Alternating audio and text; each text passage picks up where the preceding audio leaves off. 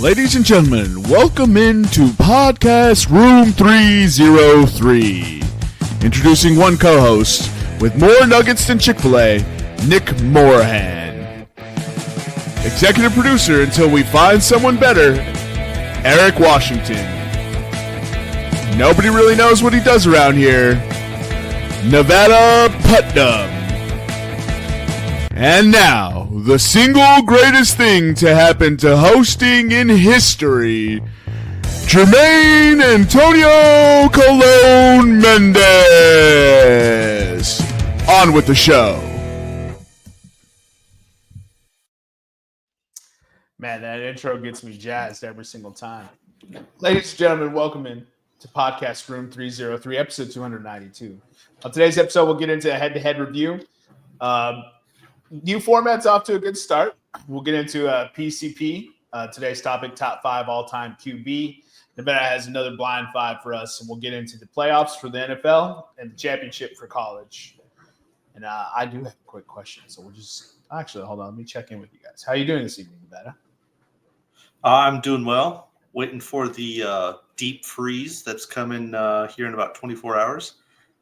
Not looking forward to it. Not going to have a good time. But until then, having a good time. Felony weather? Oh, very much so. I think the high on Monday when I have to go back to work is 8.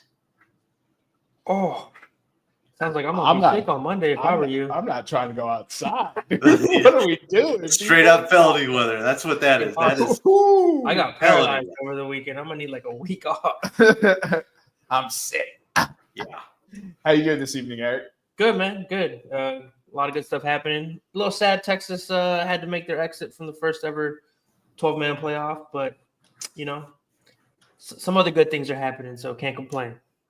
We got 2 wins. Yeah, we got 2 wins. You know what I mean? We won 2 bowl games. And we tied in 1 year, bitches. Tied the most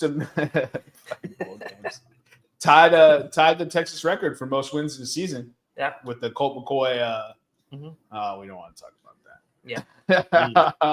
All right. Let me get this question out the way. So I was talking to a buddy of mine, and he's obviously a Padres fan. They have a very good rookie last year called Jackson Merrill. He led the league in game tying or game winning home runs, which is pretty impressive as a rookie. But also, like, now how many people are actually getting that many opportunities? Anyways, I digress. And he was saying that pitchers should have their own Rookie of the Year award. And I was fucking with him, and I basically told him, hell no, he lost. It's not Paul Skeen's fault that he's sorry. He was a rookie. Rookie won it. But I was also like, I thought it was a good idea, actually. I like the idea because it is a totally different – it's a whole different sport for those guys. So they probably should have their own award. But how often are we getting rookie pitchers, like, dicing up like that? That's question. That's kind of what I was thinking. Like, what, probably 2 a year, maybe? Shota was a rookie, but he's like 28, so it's not really. Yeah. Do the Japanese guys qualify? Yeah, Shota was in the Rookie of the Year running. Yeah. They do. Okay, I was just wondering, like, they've been professionals before, so like, I'm pretty sure Ichiro won Rookie of the Year, right? Oh, tight. At like 30 years old. Shit. No, I do think it should be separate though. If they have enough qualifiers every year, because Yeah, but if you don't have a rookie pitcher, then you don't give one out that year. You can just not give one out if there's no rookie pitcher. I think that's the whole rookie pitcher award idea is just, I mean, you could parse that down in any sport. Like, how many times has been brought up in recent years about the NFL where they should have like a QB, basically like MVP award, because that's what the MVP always goes to, and then like a true MVP, like Saquon wins this year, but it's going to be Lamar or Allen because they're the QBs. Yeah. I mean, I like the idea though. Like the general idea of having it would be cool because those guys play. To me, it's a different sport. Like, I know you're playing the same game, but they probably train different. Everything's different for pitchers than everybody else. So. Yeah, one guy played like no. I'm not saying it's not incredibly difficult, but I was like, one guy played 1 game a week. Yeah, the other guy played 100 and 150 games, Yeah. probably. Like, I was like, I thought it was a pretty good idea, actually. But I mean, and like valid Skeens point. Did like, oh, that's what I said. come on, like I was like, it was Skeens. it's Skeens. Like the Yeah. dude diced up the majors. You know what I mean? It was Skeens, bro. I was what must-watch TV. I think I saw a game where I was watching. He threw like 8 pitches in a row that were over 102 or some shit like that. It was out of control. It was ridiculous. Yeah. It was ridiculous. He just kept, at one point I watched him pitching and he just kept throwing fastballs. And I was just like, damn, this man is so confident in his shit that nobody's going to get his shit. He just kept throwing the same pitch. And I was like, obviously there's location, but like, it's still a fastball. That's what you're looking for, bro. And it's one of those things where he could tell. I mean, shit, even the catcher could tell the batter. Be like, guess what's coming? 105 center. Let's see you catch it. You gotta be special to catch that, man. Coming up next, 104 down the center. Let's see if you can catch up to it. Like, yeah, you're not going to catch that. Didn't you and Nick talk about this on the podcast? Something about a pitch gets to home base before the blink of an eye. Yeah. You have like 0.4 millisecond. Yeah, I think that's too much. I think it's 0.2. I'm still have 0.2 milliseconds to react to get your swing in on time. I'm still going to say baseball is not a real sport, but I do have to concede that it might be the hardest sport to play. I don't know. These guys in hockey are moving on fucking skinny little blades. I still think golf is the hardest because it's you versus you. You versus your brain, yeah. You versus you is always the hardest. I could beat another person. my will dominating another person's will can happen. Yep. You dominating your own will? Oh, bro. Because you know how easy it is to quit. Like this, look, you just walk away. I'm done. Oh, 19th hole and get me some frosty ones. Screw this, bro. Yeah, and the cart girl comes over. Mm-hmm. So yeah, Suzuki won when he was 28 in 2001. Ben Simmons was what, 45 when he won his, and Donovan Mitchell was all upset about it. You're upset about it now. Yeah, I should have gone to Donovan Mitchell. Ben Simmons was not a rookie, dude. Like, let's be real. No, I'm kidding. All right, let me get this pulled up. Let's get into we'll get into head-to-head here. Sweet. All right. So we did start the week 1 of the 2025 head-to-head with the new format. Again, for those that aren't aware, didn't catch last week's episode, we're limiting it to 1 parlay a month. Unless somebody gets a 10 unit lead, then those that are those that are behind 10 units can put 1 parlay in a week until they get to 6 units behind, right? Yeah. You get 1 parlay a month. And 1 parlay a month, and then unit size, we're keeping it to the worst odds you can use are the best odds you can use are minus 150. So jumping into that, last week was week 1. Everybody went 1 and 2 last week. So at least everybody got a W. Everybody's in the win column to start off. Nick, congratulations, buddy. You won 1. All right. So that puts everybody at 1 and 2. Jermaine's down 0.1 unit. Nick is up 0.36 units. Nevada is down 0.8 units. And I am up 0.45 units. One thing I am doing differently this year, mainly because it's the right way to do it. I am going to give people back their point when they win a bet. Like last year, I wasn't doing that. So this year, the numbers should look slightly better considering I'll be doing it properly. Eric was being real Jewish with it, dude. He said house always wins. Yeah, house always wins. It's the VIG, dude. He was going straight Monopoly banker rules on that. He said that's a winnings tax. What? Yeah, but we should definitely see some better numbers this year with the modified format and proper dispersal of winnings. Yeah, and for everyone's context, like we do units, but and a unit is $10. So if you want to calculate actual dollar amounts, but don't forget, like podcast motto, hashtag fade us. The fuck out of us. Like don't ride, don't follow. What is you doing? Have you not learned your lesson? So I wonder if it's early enough. We'll have to talk about this offline. If we could maybe even just pick one person's bets, track them, and then do the flip. Flip the bet to see at the end of the year. We don't have to like post it every week or something like that, but maybe like a quarterly update, be like, hey, if you followed Eric for this last quarter and you followed the podcast motto and faded, here's what you'd be at right now. I nominate Nick, so we look really good. So that way the motto is like, yo, what we do is when we get a percentage, right? When we know a year's percentage, like, hey, if you would have faded us, you'd be like 67%. Then we make a t-shirt that says, you know the motto, fade us. And then you put the percentage of the win rate. Love it. Yep. Today's order for head-to-head is going to be Eric, myself, Nevada.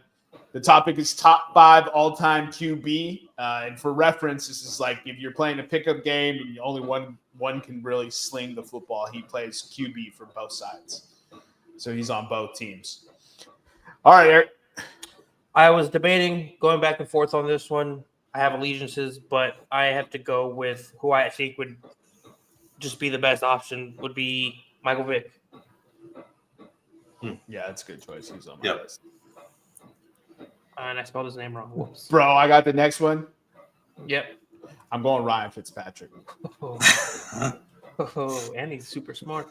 That guy is. This is a pro Ryan Fitzpatrick podcast. Flinging it at lunch and helping everybody get A's at fucking 5th period, bro. And he be letting some balls out there for pick sixes. You know what I mean? That's what a good all-time QB is. Yeah. You need to make it fair for everybody. Yeah.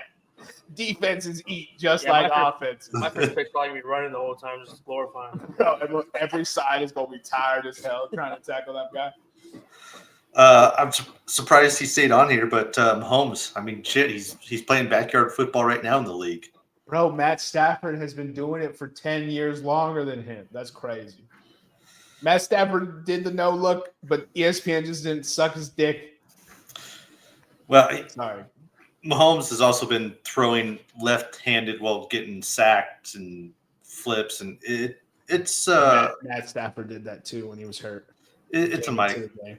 Yeah, it's a migraine, but regardless, second up, you mentioned you got to throw it to the defense as well. Don't take my pick. God damn it. Jameis. Oh, damn it, dude. I'm going to have to get another one, dude. It'd be so fun. I had Jameis Winston on my list. God. Did you have Ryan Fitzpatrick on yours, Nevada? Did I play it wrong? No. I should have taken him 202. Anyways, I'll take Vince Young. Oh, I thought he was going to fall. Hell no. I had 2 picks. You know damn well he wasn't coming back to you. Get bodied. Dude, that hurts my soul. Dude, whatever. You're a UNC fan. Dude, how do you have one day? Just one day, dude. I haven't said that in weeks. How do you feel about the hoodie coaching your team? I don't know because he's not coaching. You know what, dude? He went to answer it, dog. Yep. He went to answer it. Dude. God dang, dude. I'm gonna go just because I would like to do like ayahuasca and shit with him after. I'm gonna go Aaron Rodgers. Oh, hold on. Oops, what just happened? Sorcery. What in the world? Technical error, boys. Aaron, huh? Bro, he doesn't throw interceptions though. I mean, everybody gets to, everybody's scoring touchdowns up, dude. All right, dude. And then with the next pick, I gotta go. Damn, this is tough. I'm gonna go Lamar Jackson. Damn. I'm going Andy Dalton. Andy Dalton? Yes, sir. The Red Rocket, boys. You know that's damn well he's an all-time QB. He's killing it for these squads. Dang. All right. Well, I guess we'll start digging a little bit deeper. Next pick, I'll go with Johnny Football. Oh, that's a good pick. That's a good pick. He was on my list. Mostly because he's also the same size as middle schoolers. That's That's fine. I think I should probably. I'm gonna take him.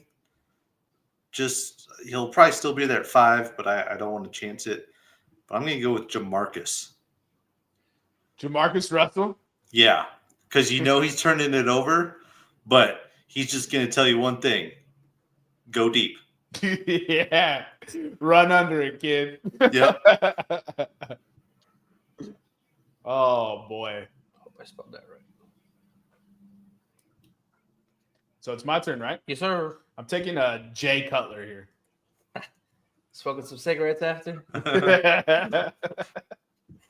All right, so this one's gonna be a little left field, but I'm gonna take Paul Crew. Okay. And for those of you that don't know, Paul Crew is the quarterback for the longest yard. And then after that, the final pick, I'm gonna go with Mike Vick. Technically played for the Eagles, but I got to put another Eagles quarterback up here. I am gonna go with Come on, there's a layup I know, but I don't want to pick him because he's too badass. because he won you a Super Bowl. No, I wasn't even thinking him, but yeah, I'll go Nick Foles. I was gonna go Randall Cunningham, like to keep the theme of Michael Vick, Lamar Jackson, but Don't lie. Aaron Rodgers does not run what theme?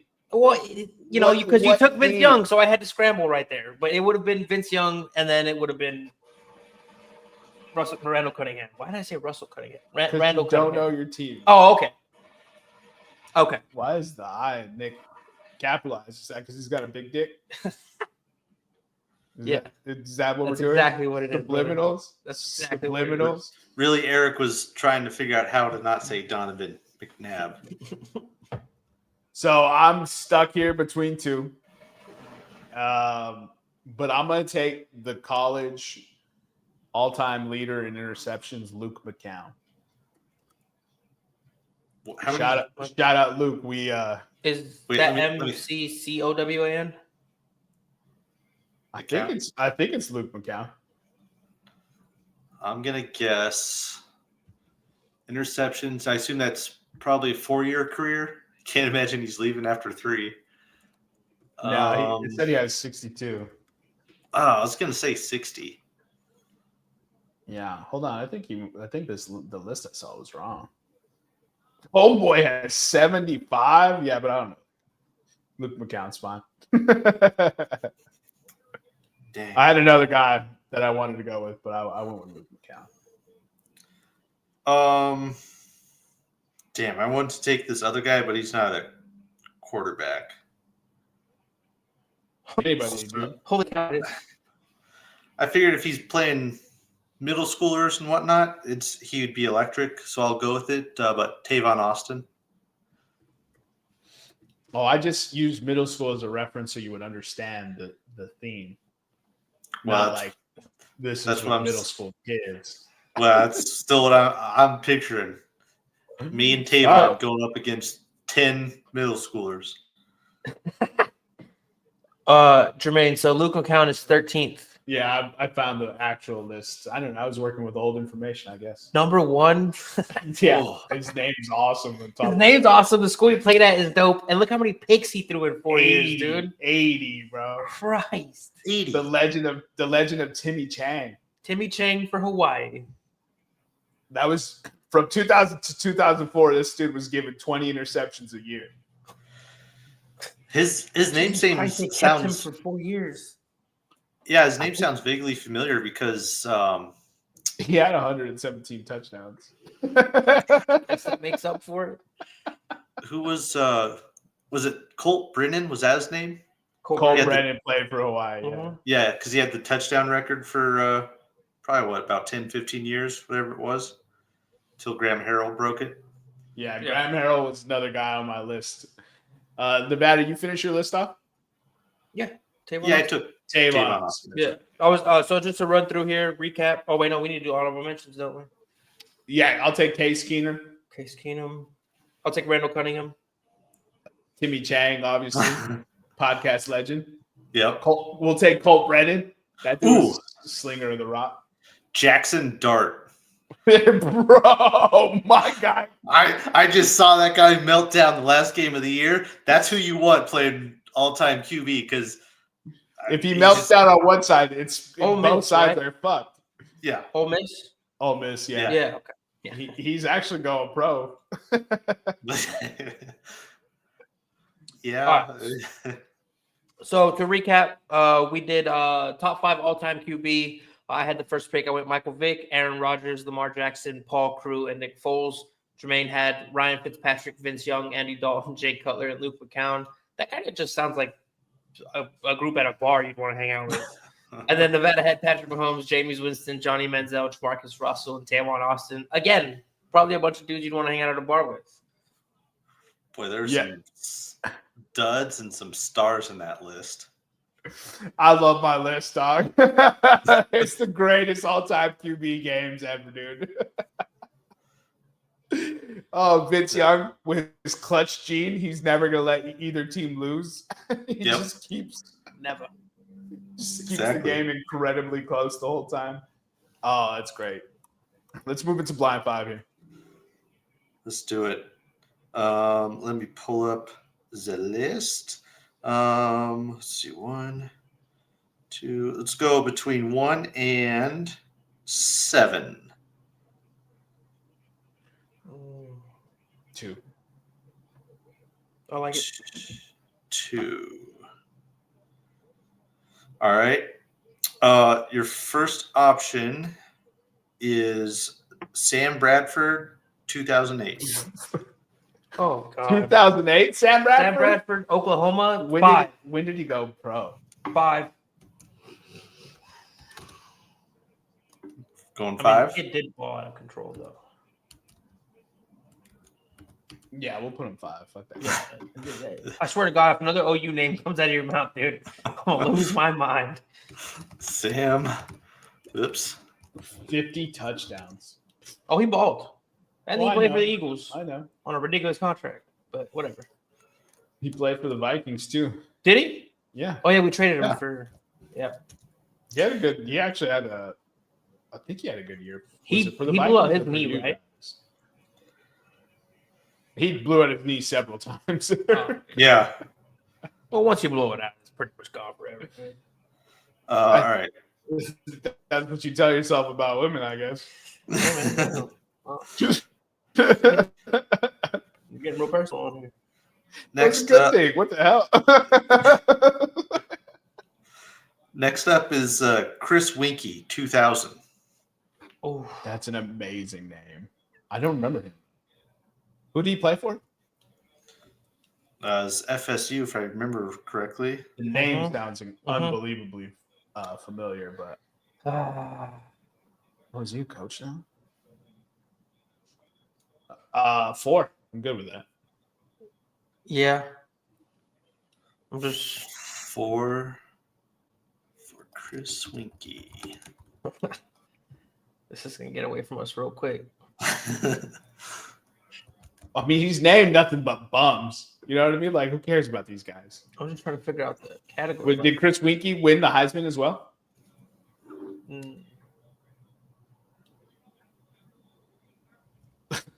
All right, Nevada. What's the next? Were you asking me or were you asking Eric? I thought you would answer, and then I was like, okay, he's not going to listen to that. And so I figured you'd give us the next one. I will. Wasn't sure who you're asking. Next up is, where did my list go? Carson Palmer, 2002. 2. I'm just kidding. I'm good with that, dude. I love Carson Palmer. He should have been an honorable mention for the football game. Yeah, sure. Carson Palmer won the Heisman as well, didn't he? Is this white quarterbacks that have won the Heisman? Why does it have to be racist? Because I'm just pointing out the one thing that they're all similar. Heisman winners, Eric. That's the one thing. You fucking goon, bro. Yeah, it's got to be Heisman winners. That's 3 for 3 so far. Anyway, sorry. Give me the next guy. All right. Next one is Mark Ingram, 2009. 5.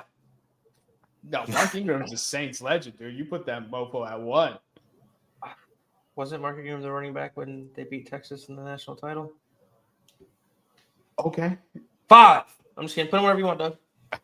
We're putting it 1 because Sam Bradford's 5 already. Oh, we could just bump Sam Bradford from the list.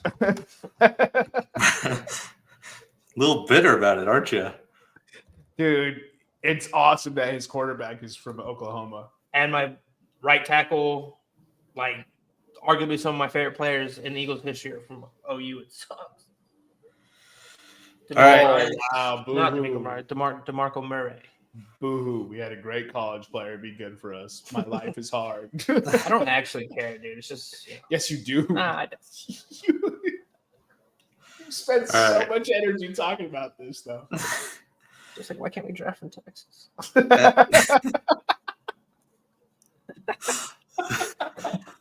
Like, why do I gotta root for these assholes, dude? Not bitter about it at all. I spent 3-4 years rooting against them. Now I gotta fucking change my tune. It's fucking annoying. Jason White. See, White, Heisman. That's the Is that who the next guy is? Number 3 is Jason White, 2003. Miami? Who do you play for? Oklahoma. Oh. What's wrong with you? Why you put so many Oklahoma people in here? He's just I- torturing me at this point. Because I thought this was the group that was closest among the theme that fits. Is it really white Heisman winners? Mark Ingram ain't white. Yeah. Heisman winners that won Heisman's in the 2000s, early 2000s. There you go. 2000s Heisman winners. Oh, it had to be that specific. I was like, why is he not telling me yes on Heisman winners? I know it's Heisman winners now. Yeah. Whoa. Who else won? Reggie Bush, right? Matt Leinart. Wasn't Ndamukong Suh? No. Let me go back. I'll pull it up for you. Finished second, I think. Yeah. Yeah, if you wouldn't mind. Vince Young got robbed? Yeah, he So, won in the end. Huh? He won in the end. Yeah, very true. You won the one that matters. all right. So you just want the winners from 2000s? Sure. Okay. Loading. So, 2000, obviously, Chris Winkie from Florida State. Would you like to know how old he was when he won the Heisman? 29. No. He was 25. 28. Oh, Did he serve in the military first or something? it's a grown man amongst boys, literally. Or played baseball first? And not Jeffrey Epstein style, you know? Interesting. I didn't realize it's that. 2001, the legend Eric Crouch, Tight. Okay. quarterback from Nebraska. 02, Carson Palmer, USC quarterback. 03, Jason White, Oklahoma QB. Matt Leinart in 04. Reggie Bush 05. Troy Smith in 06, QB for Ohio State. Yeah. Oh, that guy sucks. Busted in the league, too, dude. That guy was so bad. Tebow in 07. Of course. Bradford in 08. Ingram in 09. And if you want to go 2010, Cam Newton. 2010 would be the next year, but all right. Cam Newton, huh? Forgot about that guy. Man, dude, Cam Newton has lost his rock. I actually think if we flopped Winkie and White, it should be the perfect list. And you could have put Tebow instead of Ingram, and then I would have been right. Motherfucker. It would have been White Heisman winners from the early thousands.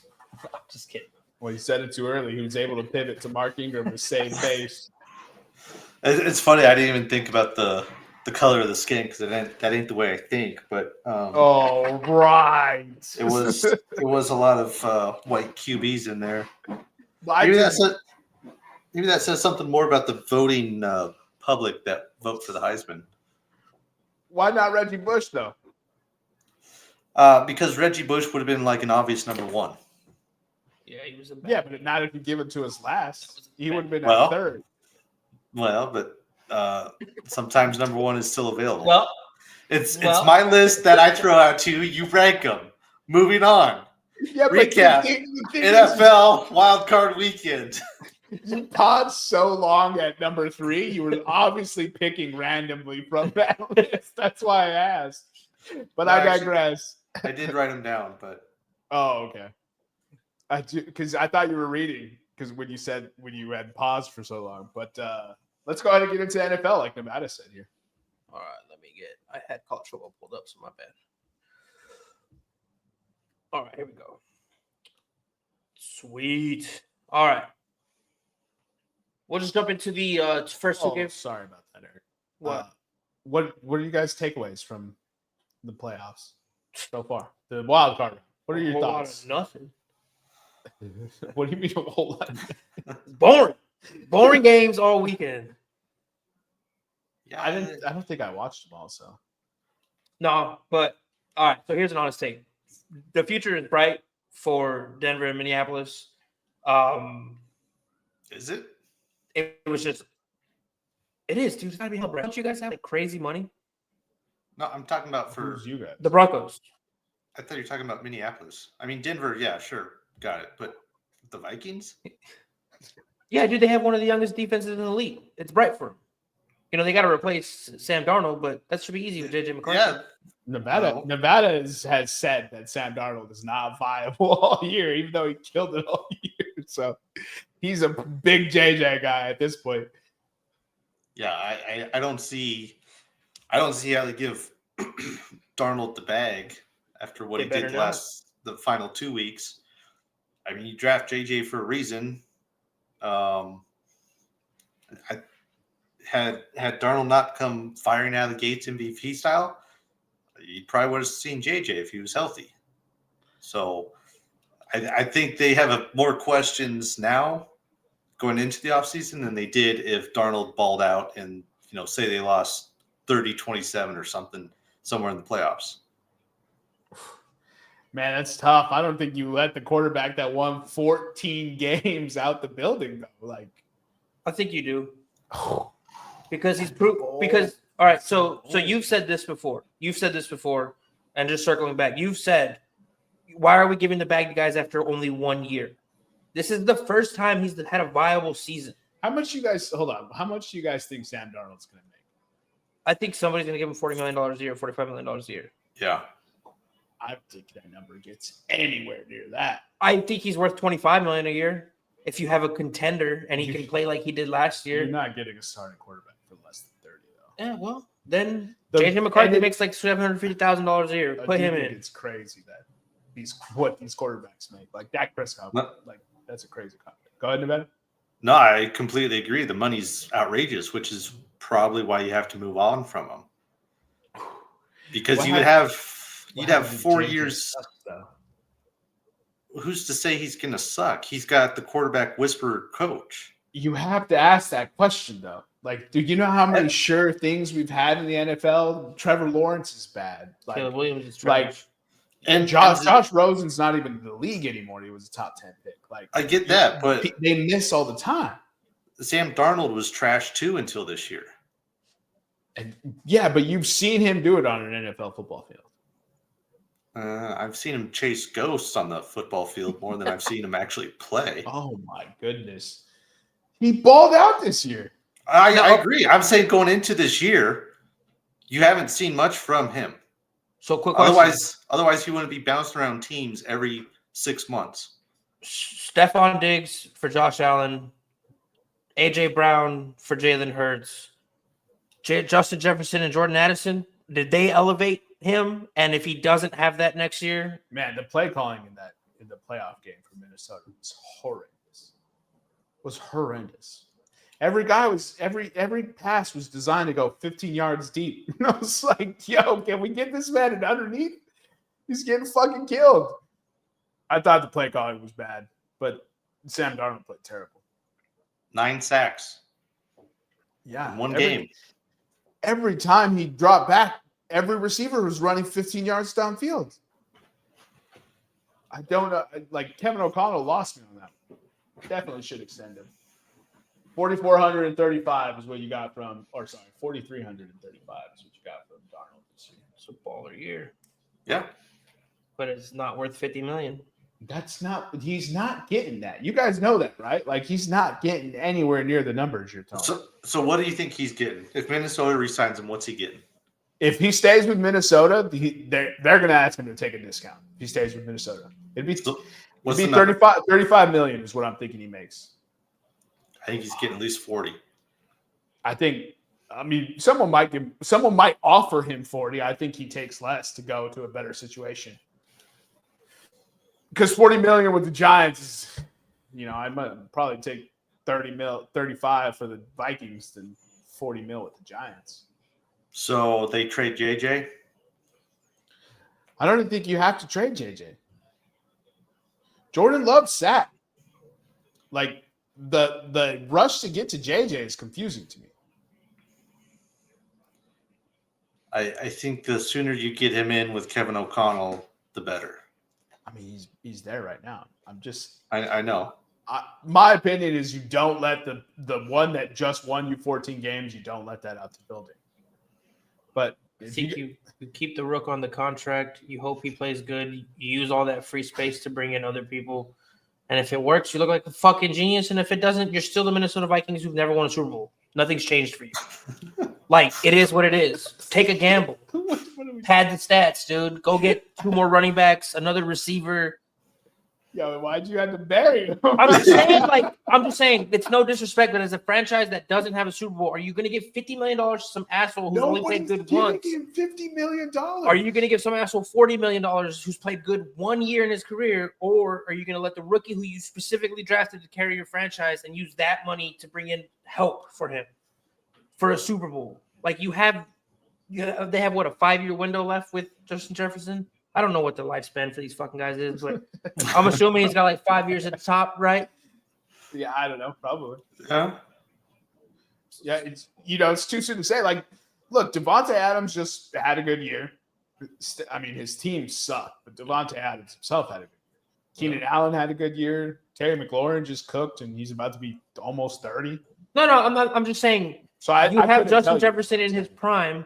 With a quarterback who's only taking up 1% of your salary cap, you can bring in so much more help to win a Super Bowl. Like, I don't know. It's not a personal slight against Sam Darnold, but I don't want him to get paid.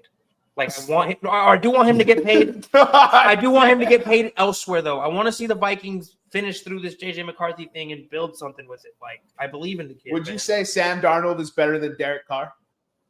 No. What? No. So you guys don't think Sam Darnold's better than Derek? Go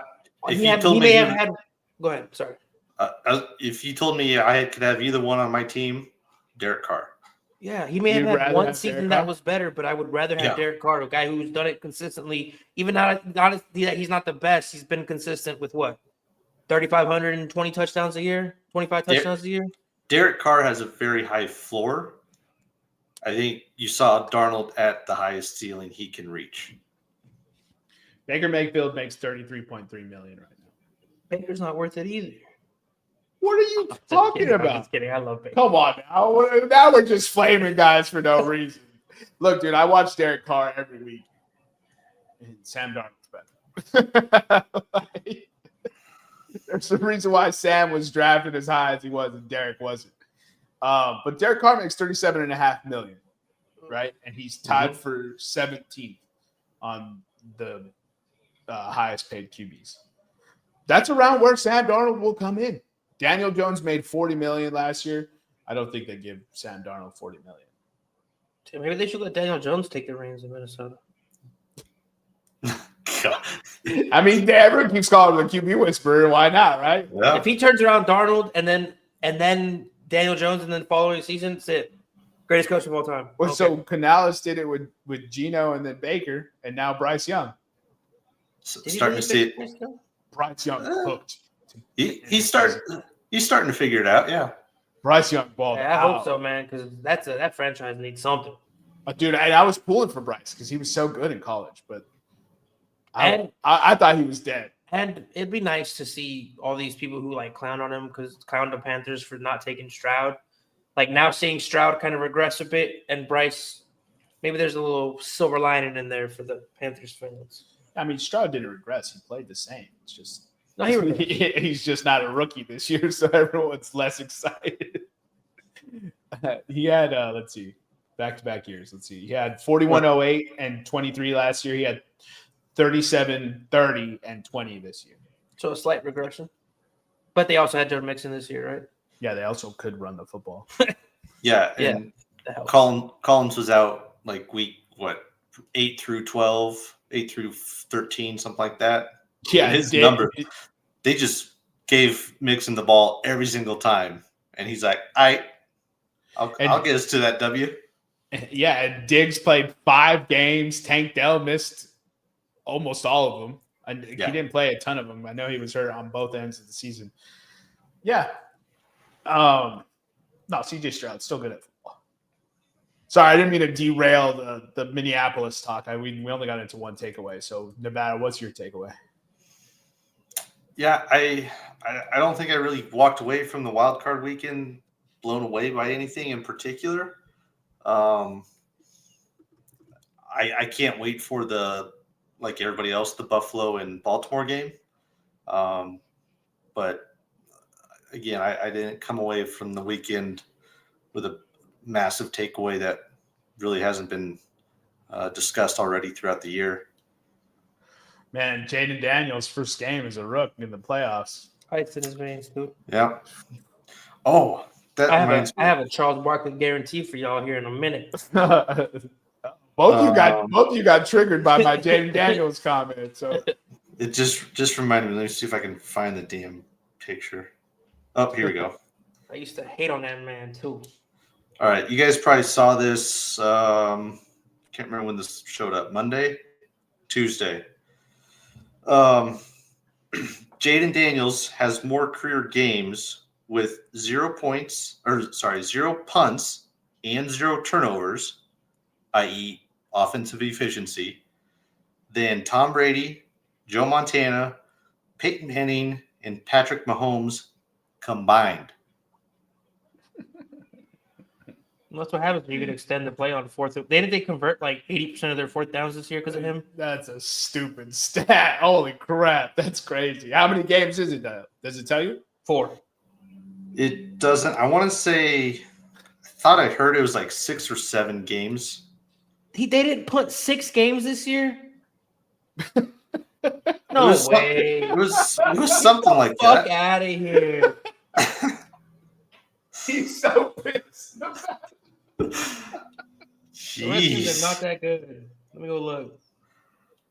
Yeah, go ahead and fact check me. You know what? Maybe it was 17 games for all I know. Maybe he did that 17 times this year, Eric. That'd be fixing to find out here in a second. My phone's acting up.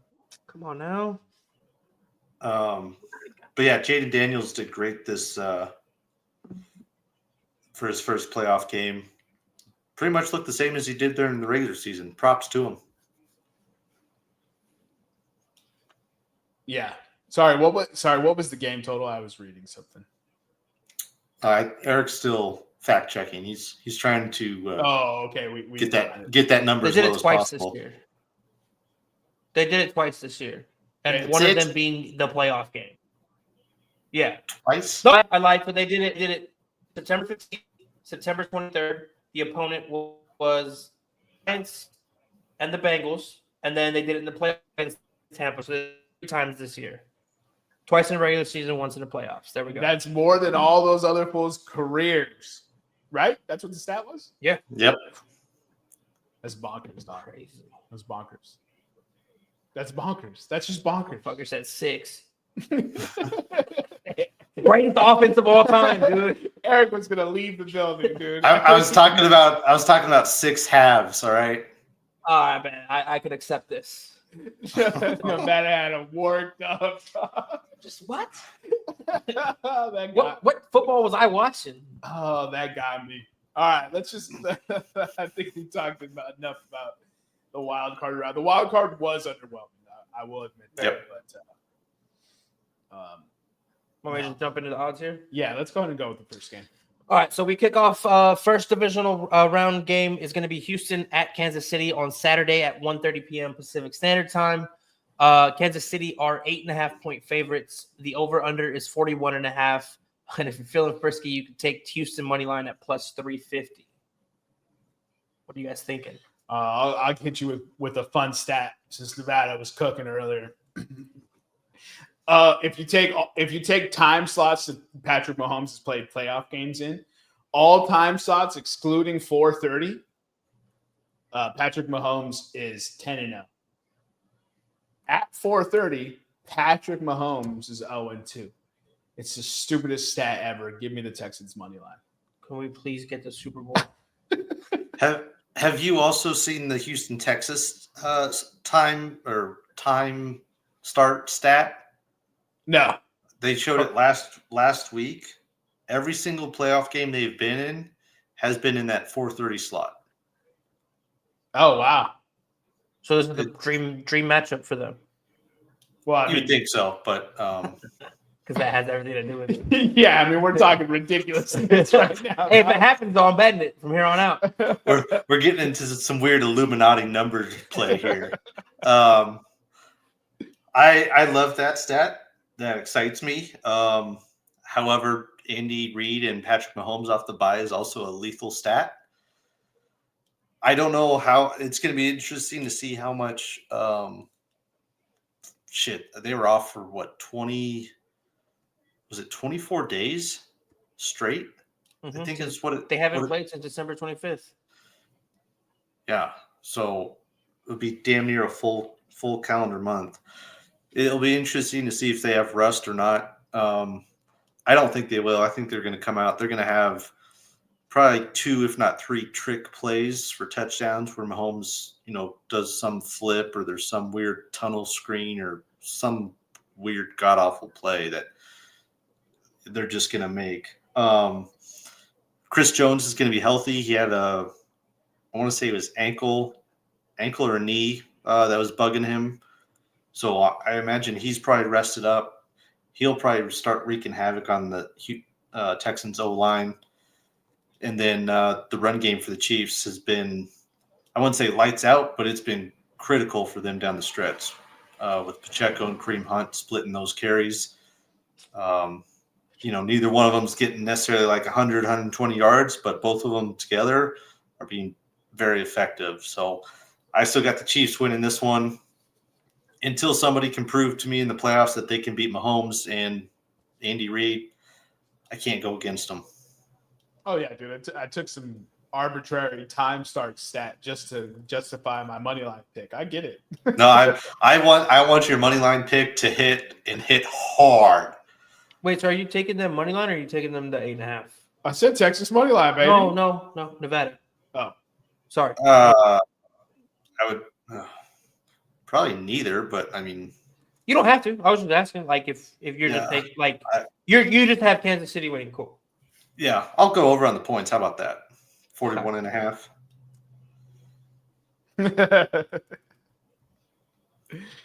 Oh boy, let's just take over on points. Isaiah Pacheco, anytime touchdown scorer. I think Kansas City is going to win this one. Moving on to the next game, it'll be 5 p.m. on Saturday. The Washington Commanders are heading into Detroit. Detroit are also 8.5-point favorites. This is actually down a half point. It was opened at 9. The over-under is 55.5. And if you want Commanders money line, it is plus 360. Thoughts, concerns? I love this matchup for Washington. I really do. I think you're going to have to score to keep up with Detroit. So even that over 55.5 isn't scary. David Montgomery's back, and that's probably the reason why I'm concerned about my bet, but I do have Commanders for the head-to-head, so I'll take Commanders here, plus 8.5. Tight. You got Commanders. Okay. Yeah, David Montgomery coming back. Originally kind of listed as season-ending leg injury, and he said, nah, and he's coming back on Saturday. Again, the Chiefs. The Manders are still the 28th ranked run defense in the league. They did pretty well against Tampa, though. They only rushed for a little over 100 yards, so maybe they're actually focusing on the run a little bit. For some spread stuff for you, this comes from Bleacher Report. The Manders are the 6th best against the spread this year at 11-6-1. However, the Lions are number 1 against the spread at 12-5, but only 5-4 at home as favorites. So Jermaine's got the right idea with the Manders spread. Yeah, I think that over for the points, it's got to hit, right? Yeah, so it means you should take the under. Yeah, it's going to be a 13-10 game, and there's going to be no touchdowns. It's going to be the worst game of the year. It's 8 safeties. That's how we get to that score. Book it.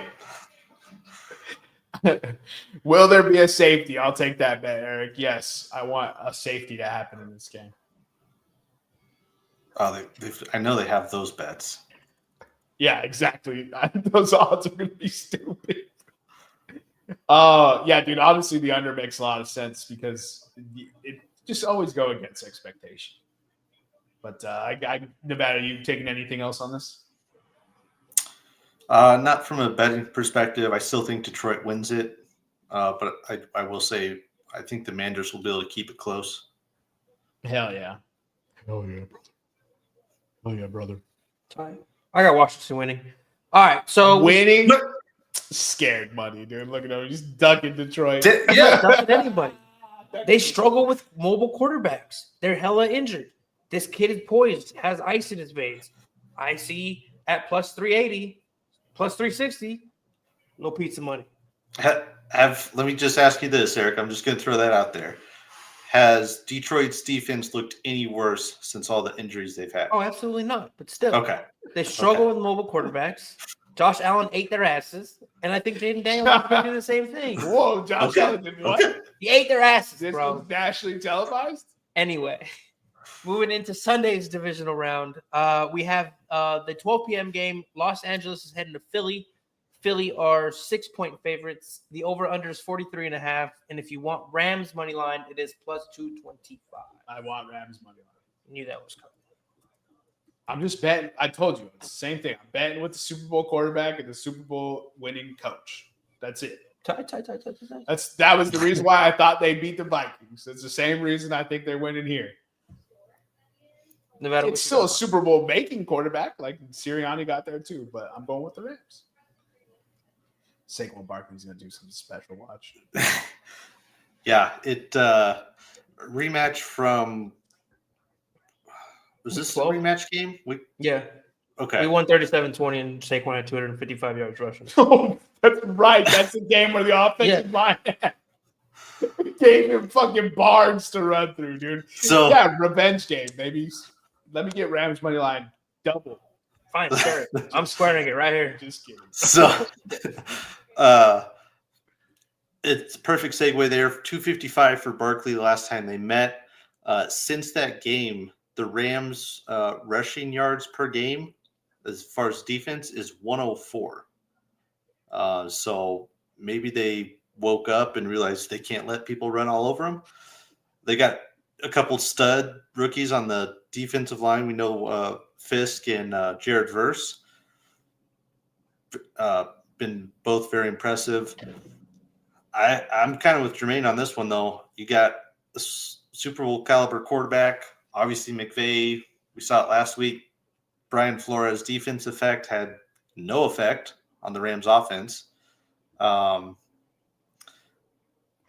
be interesting to see how Fangio does against, I was going to say Bradford, against Stafford and McVay. Back from the dead. Yeah. Because I think Fangio does have the talent on defense to kind of slow them down, but the Rams are just humming offensively at the right time. The other thing that concerns me from a Philly offensive perspective is their pass game. It shows up at random times and then it doesn't, like last week. It was basically non-existent, which I can understand. You can do that when you have Saquon, but I'm also not convinced that Saquon's going to have another 255 game.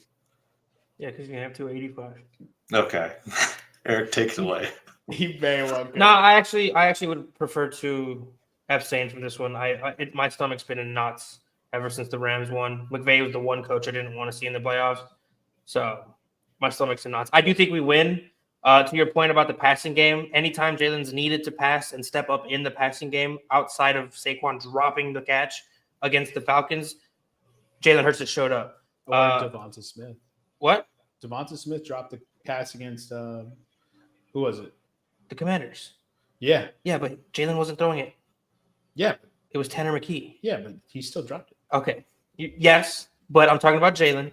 Anytime that the passing game has needed to step up, come back from behind, win a game, he's been there. I don't know what it is. The dude's just a winner, so I think It's probably because he's a Sooner. yeah, maybe. But anyway, because everybody was saying all year the Chiefs are winning ugly, but they're still same thing for the Eagles, man. The main thing is the main thing. It's winning. I think we win. I think it's going to be a hard fat bottle. The only thing that I think is the problem is it's going to be fucking 17 degrees and snowing.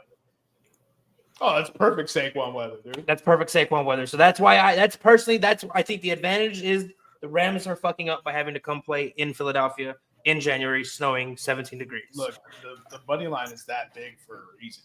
You know what I mean? Like Philadelphia is a great team. Just pick an upset. That's all. And maybe to Jermaine's point, kind of going back to a Knicks Nuggies, West Coast going east to play early games. I mean, it's not the true early game, but it's 12 p.m. here. Okay. Yeah. And then their city's on fire, so they're playing for something bigger than themselves. Oh my God. Remember when the Rams won the first Super Bowl? You know what? I gotta go. All right, take us to the next game. All right, and then to close us out for the divisional round at 3:30 on Sunday, the Baltimore Ravens will be heading up to Buffalo. The Ravens are road favorites? Anyway, the Ravens are at home, right? No. Oh, you just said they're going up to Buffalo. The Ravens are road favorites? I didn't even realize that. All right, so the Ravens are 1.5 point road favorites, which is outlandish. The over-under is 51.5, and both money lines are minus money. So Ravens are minus 118.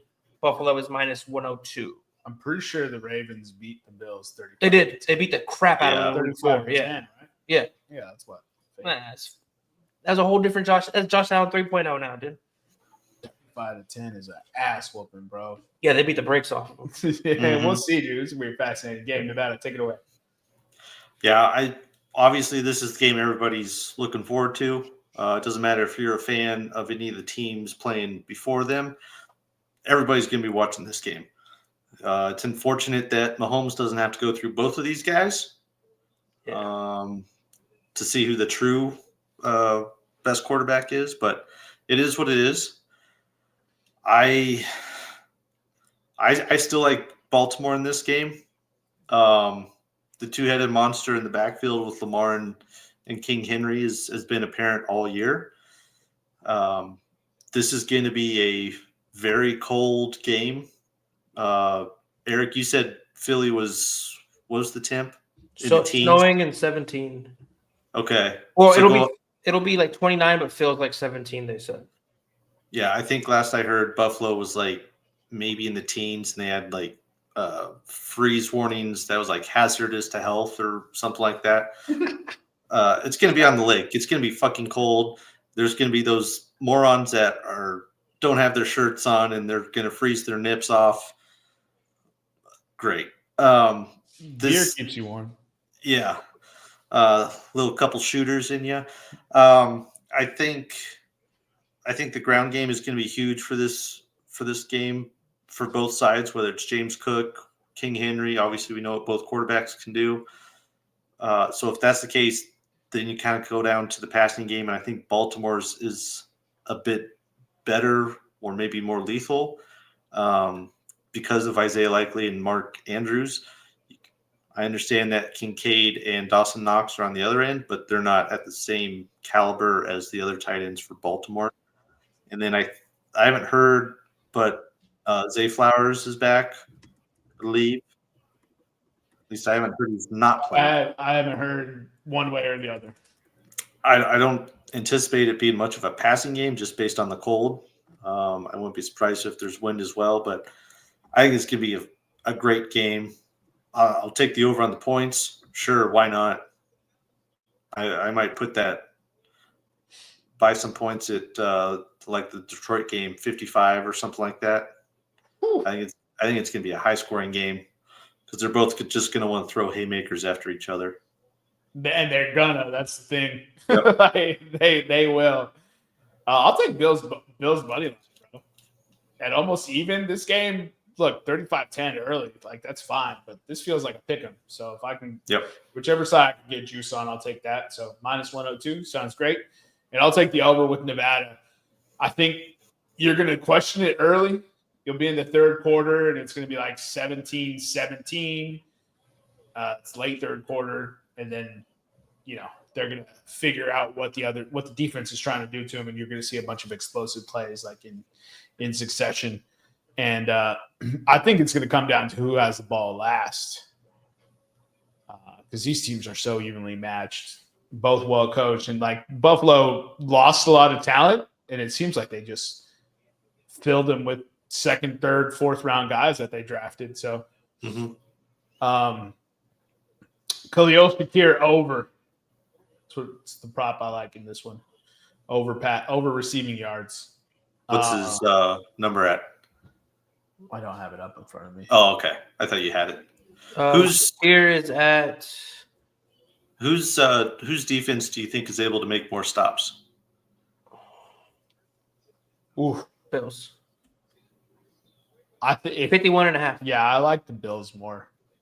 Just because I don't like the receivers on Baltimore. 51.5. Yeah, I'll take over. He averages 55.1 per game. I'll take over 51.5. Dude, this is a cool little feature, huh? Yeah. They give you their average right here. Can compare. Oh, how else am I going to lose money? God damn. All right. Rapid fire. Oh, sorry. Go ahead, Nevada. I was just going to give the weather. So Sunday, there looks like 23. Looks like basically Saturday is 39 with basically 100% chance of snow. Sunday, 23, cloudy, 37% chance of snow. And then Monday, the following day, is at 14. So it's just going to be a cold son of a bitch night. Why do people choose to live in this? Fuck that move. All right, rapid fire, Nevada. Houston or Kansas City? KC. All right, Baltimore, Buffalo. Baltimore. Baltimore, Kansas City. Baltimore. Wait, no, I took Buffalo last week to win the Super Bowl. Buffalo. Damn it. I guess I got to go Buffalo. I'm going to the solidarity of my pick from last week. All right, so we're switching it. Who do you got between Kansas City and Buffalo? Buffalo. All right. Washington versus Detroit. Who do you think wins that one? Detroit. And Rams versus Philadelphia. Philly. Detroit or Philly? Detroit. Detroit or Buffalo? You sticking with Buffalo? You sticking with your pick since it's still alive? I think I picked Buffalo. Yeah. Well, you're sticking with your Super Bowl pick. But yeah. On this podcast, you just said Baltimore. You just talked about Baltimore to win the game. It just dawned on me. It was like, wait a second. I have Buffalo in the freaking Super Bowl. All right, rapid fire. Houston or Kansas City? Kansas City. Baltimore or Buffalo? Buffalo. Oh, I don't like that everyone's on it now. Washington or Detroit? Washington. Philadelphia or, well, never mind. Buffalo or Kansas City, Eric? Buffalo. Philadelphia or Detroit? Buffalo or Philadelphia? Philadelphia, dude. Oh, so this is our year. So Philadelphia's losing this year. No, dude. I'm just messing with you, bro. Positive ray of sunshine in my life. You be positive. It's your team. Philly. I got him Philly. With another Philly special. Anything else for NFL boys? No, I think we say it every year, but divisional round games are probably the best games all year. Everybody thinking Baltimore is going to be the best game needs to tune in on Saturday and watch Detroit and Washington. I think that's going to be the best game. All right. Sweet. You ready to hear? Won't be cold anyway. Yeah, it'll be in fucking doors, which is dope. Let's get into the college football. All right. So, unfortunately, we have a crap game on Monday. We have Ohio State playing Notre Dame. Ohio State are 8.5-point favorites. The over-under is 46.5. You want Notre Dame money line? It's plus 285. I got nothing. Fucking over this, You're dude. a UNC fan. This is the worst final we could have gotten. How? Both teams are good, though. And gay. All right. All right. Some hard-hitting analysis there from Eric. No, it's two of the programs that I don't like. Like, Tennessee, couldn't you have done something better? Penn State, be better. Like, somebody be better, dude. All right, Nevada. Who wins the lesbians versus the gays? I want to say Ohio State, but I like what Notre Dame has done defensively. Obviously, they played well against Penn State in what was kind of more the exciting game of the two last week. But I think Notre Dame's done a good job showing that they can adjust to whatever the offense that they're facing. And then on the flip side, Riley Leonard actually played pretty decent throwing the ball last week, but he's still a huge rushing threat. They still got Jeremiah Love, who got a touchdown last week out of the backfield. I think Notre Dame's onto something. Ohio State, I give them a chance just because as long as Ryan Day doesn't get in his own head and actually passes the ball to his all-world wide receivers, then they could very well win this game. But I don't know. For some reason, I just like Notre Dame on this one. They kind of feel like the team of destiny. Kind of, yeah. If Ohio State didn't have that massive blunder against Michigan, I'd probably be more confident picking them. Mm-hmm. But you're playing a team like Michigan who you should throttle and you lose by 3 at home. Rivalry games. The moment was too big for Will Howard, dude.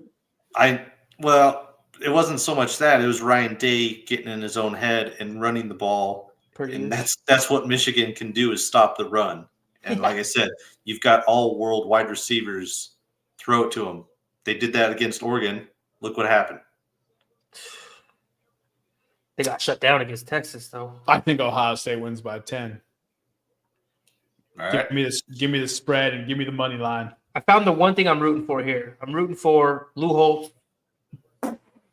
It's amazing, dog. I'm rooting for Lou Holtz. I want Lou Holtz's team to win simply because I want to root for Lou Holtz to talk more shit to Ryan Day, bro. It's the craziest rivalry ever. Like, how did this happen? Lou Holtz called him soft once. Ryan Day won the game, responded to him post-game. So you heard him, obviously responded to him post-game, and ever since it's been Lou Holtz versus Ryan Day. It's the most bonkers rivalry of all time. It's pretty interesting. The rivalry we didn't know we needed. It's amazing. I was just going to say, like, nobody had that on their bingo card that Lou Holtz was going to pick up some beef with Ryan Day on Twitter, no less. Lou Holtz just gangbanging on people on Twitter. Lou Holtz just shit talking Ryan Day is the most amazing thing ever. His response was like, "If Ohio State wins, it's because we wanted Ryan Day to keep his job." Yeah, of course. So true. Because if he loses again, dude, you got to start making some real considerations. How? He just made the championship. No, get rid of him. He sucks. Like it's just like Mike Tomlin all over again. It's amazing.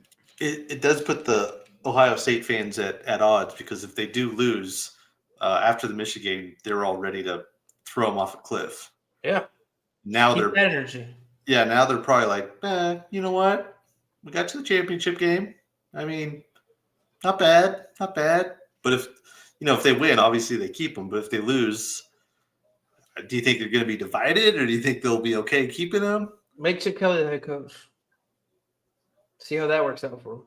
Yeah. Also, am I the only one that thinks Ryan Day looks like a burn victim? What? Or bad plastic surgery? What? There's something about his face that gives that, like, I don't know. Maybe I'm tripping.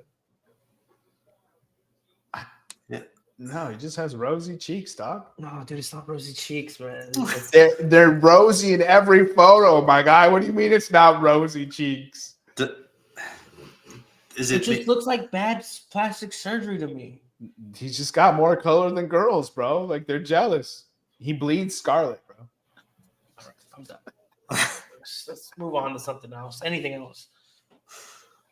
Sorry, go ahead, man. I was for some reason when you said Lou Holtz, I heard Nick in my head with his Lou Holtz impersonation where he's talking about Slobber and Lou. I just can't get it out of my head now. Dude, that's a really good impression, by the way. Like Slobber and Lou. Dude, that's really good.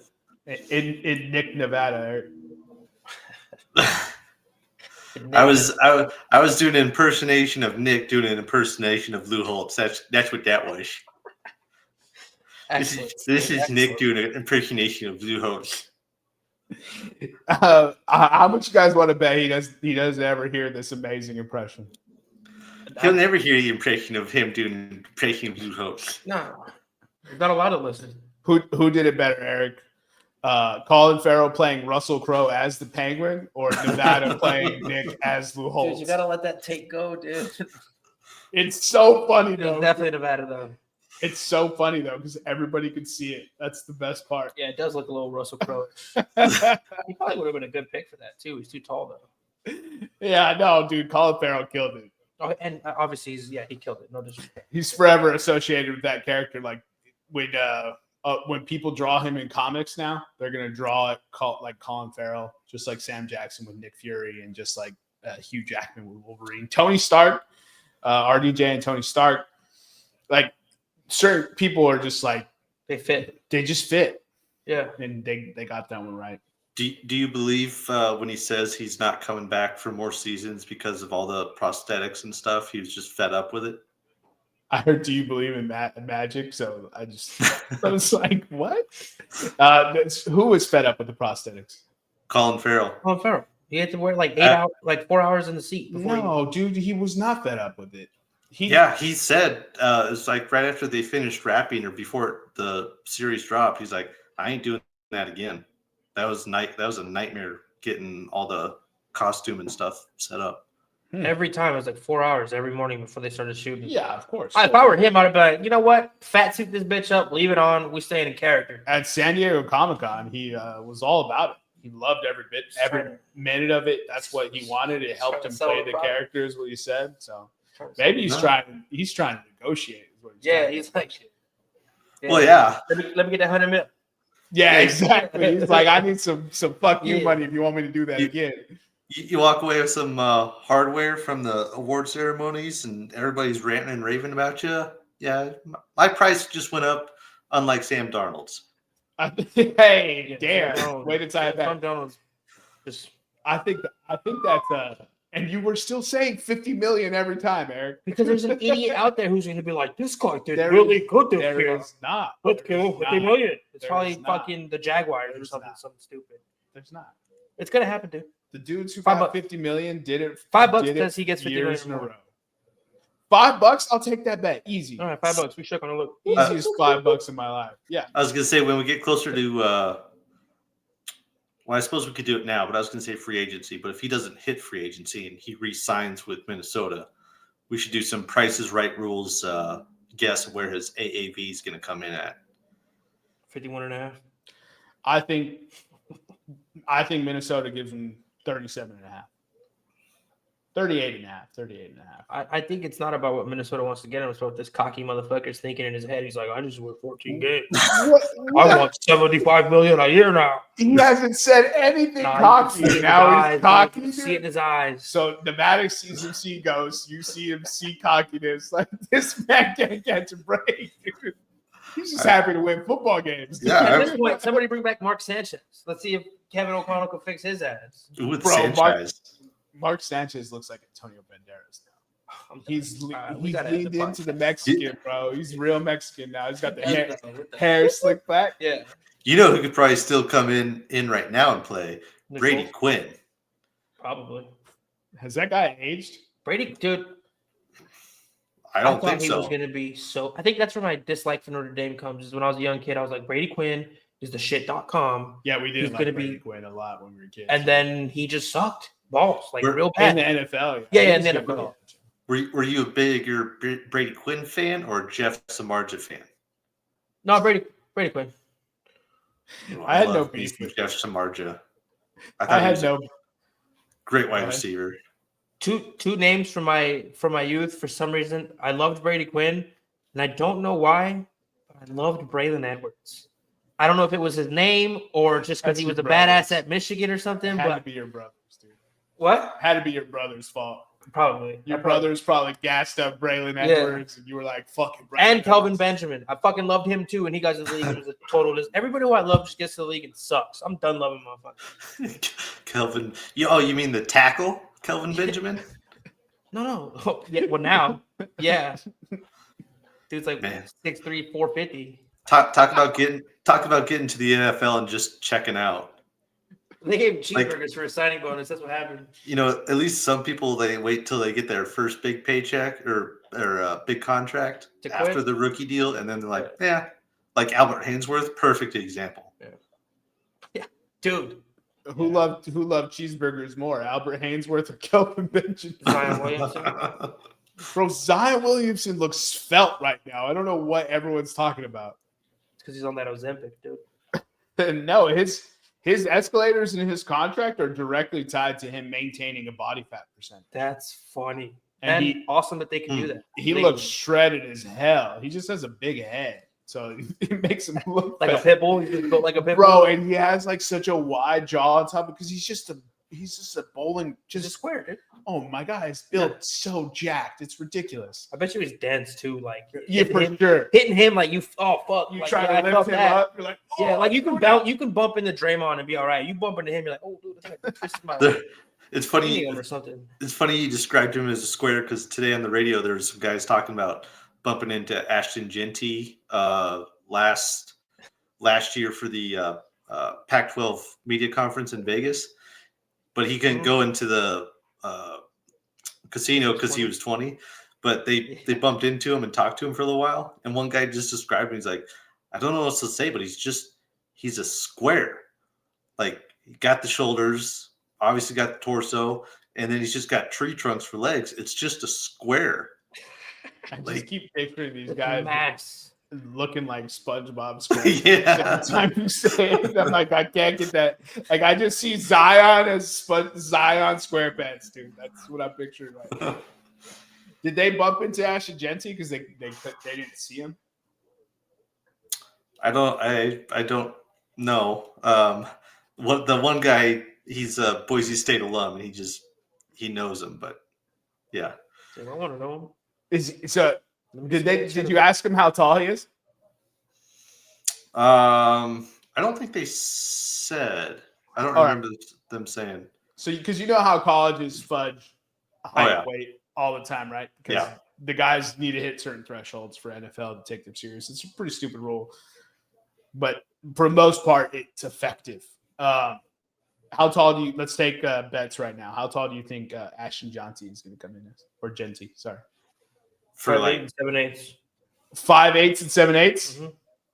All right, that's where my over under was. Is he 5'9"? Is he over 5'9"? I was just gonna say they're gonna put him. His number's gonna. They'll fudge it and they'll put him at like 5'10" and a quarter. No, when they measure him, because they measure him at the combine. At the combine, it's getting measured on camera. On camera for everyone. There's no can't fudge fudge at the that. combine. Yeah. All right, so we're So going that- true official results. Yeah. We're asking you, Nevada Putnam, what is his true official height? Man, I was fuck. That's a tough number for that over under. I'll go an inch lower. I'll go 5'9" and a quarter. All right, so he has 5'8" and 7/8. 7/8. He has 5'8", 7/8, just under 5'9", and you have 5'9" and a quarter. Just over 5'9", yeah. All right, so that was my line. My line was 5'9", because for some reason I'm like, this guy's going to come in at 5'8" something, and NFL people are going to just shit themselves and let him fall. I bet let you him fall. anything. What I a bet you little anything. Saquon Some Johnson. team's going to get him at the front of the second because they were scared of the height, and it's just going to be a game-changing running back. Imagine him like in Buffalo. No, sorry, I take that back. James Cook's, respect to him. Bro, I was thinking about it. There's not like a ton of obvious running back spots. Well, McCaffrey's dead now in the water, so they should probably go to San Francisco. Apparently, I'm not. That wasn't me being for real. I don't think, but apparently that's the talk of the town. Is he dead? I get what you're saying. What the fuck, dude? He had one injury this year and he couldn't play. Like, also, he's good to go right now. Like, if San Francisco was in the playoffs last week, he would have been available to play. Oh, okay. Yeah, he said he's he a feels bad great. motherfucker. That's what he is. I think off the top of my head, Gentry, if Dallas doesn't try to leapfrog and get Dion, which I'm just saying, I said it in the offseason. You're riding high right now. I'm just saying. But if they don't pick up Dion, they'll stay at 10 or 12, wherever they're at. They'll take him. If not, I think Pittsburgh could, because I don't see them bringing back Najee. Also, Pittsburgh goes first-round running back? Yeah, so sounds like a Pittsburgh move. In the 20s or late teens. Mm-hmm. I know Denver will as well. They'll snag Genty up at 20. Ooh, No. Let Jaleel. Sean Payton's develop, pride, dude. I'm telling you, Sean Payton doesn't do first-round running backs. Yeah, but he's in his year-end meetings or press conferences this year. He was not happy with the running backs at all. Oh, yeah, he shouldn't have been. No, I agree. So to get somebody in like Genty, I guarantee they would do that. All right, how about this? I think it's a great move, what you're saying. I think it's a fantastic choice. But I'll tell you this. Just don't get your hopes up.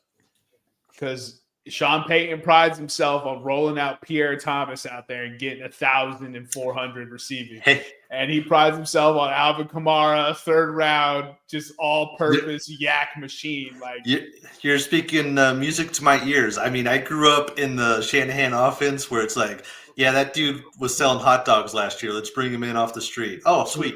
2,000 yards. Terrell Davis is a Hall of Famer off 3 seasons.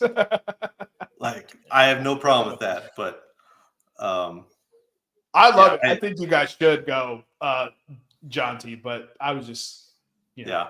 I don't think he slips out the first. I think you should go with number 1 wide receiver. Like Tetchatoria. I can't say his name. Dude, I'm not sold on him. Or the kid from he's not gonna be there.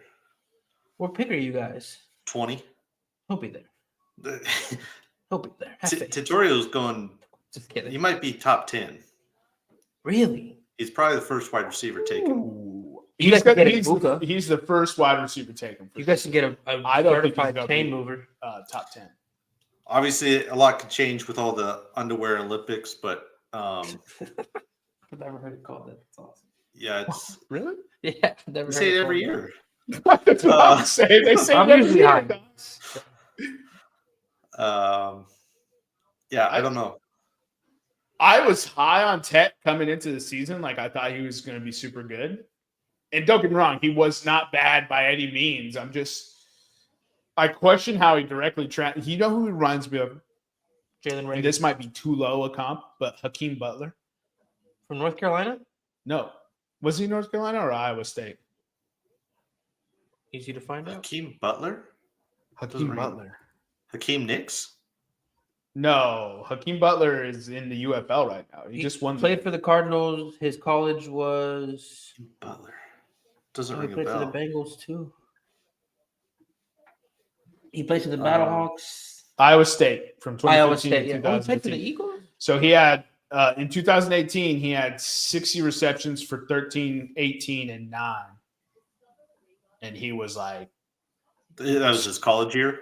Yeah, that was his college year. But the play style, like him and Tet, because he's 6'5", 220 was Hakeem Butler. He was that big, and Tet is going to come in like 6'4".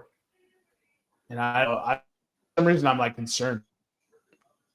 I feel like all the guys, like speaking specifically to the draft guys, not Jeremiah Smith and them, I feel like all the guys who were super hyped coming into the season kind of didn't perform.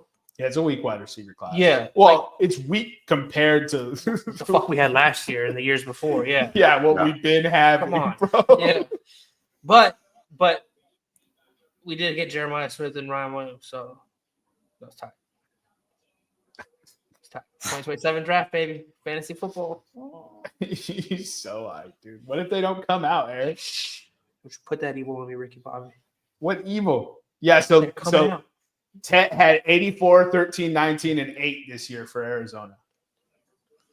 Last year he had 90, 14, 02, and 10. 84 receptions is pretty good. It's pretty good. I'm not like what I'm saying is he's good, but for some reason I got concerned. I see that.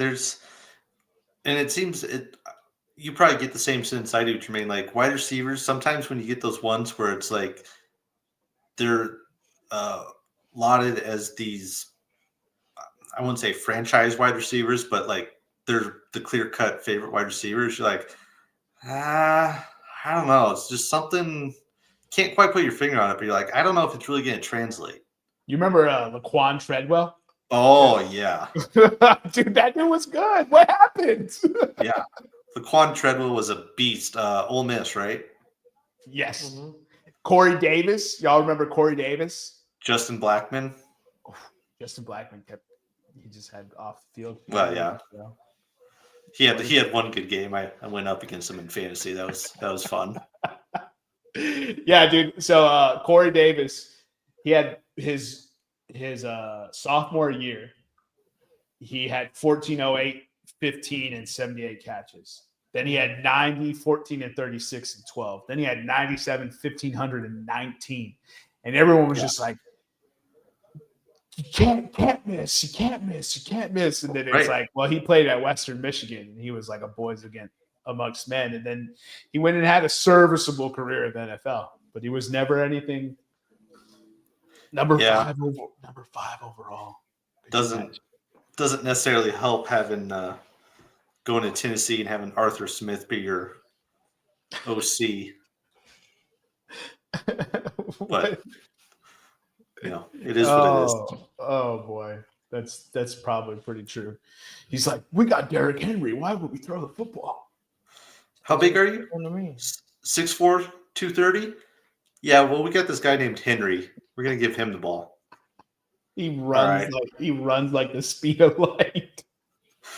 Oh, all right. We've been bullshitting long enough, boys. Yep. You guys got anything? Go Birds. Oh boy. Enjoy the game this weekend from New Hope. Oh, all right. This ends our show. Thank you for joining us. Follow us on Instagram, Twitter, and YouTube at Podcast Room303. Follow our sister pod, Revenge of the Pod, on all things social and wherever you get your podcasts. For myself, Jermaine Colon Mendez. For my co-host, for the executive producers, Nutty Putty and EPE. We'll see you next week when you come on down. Step into the room.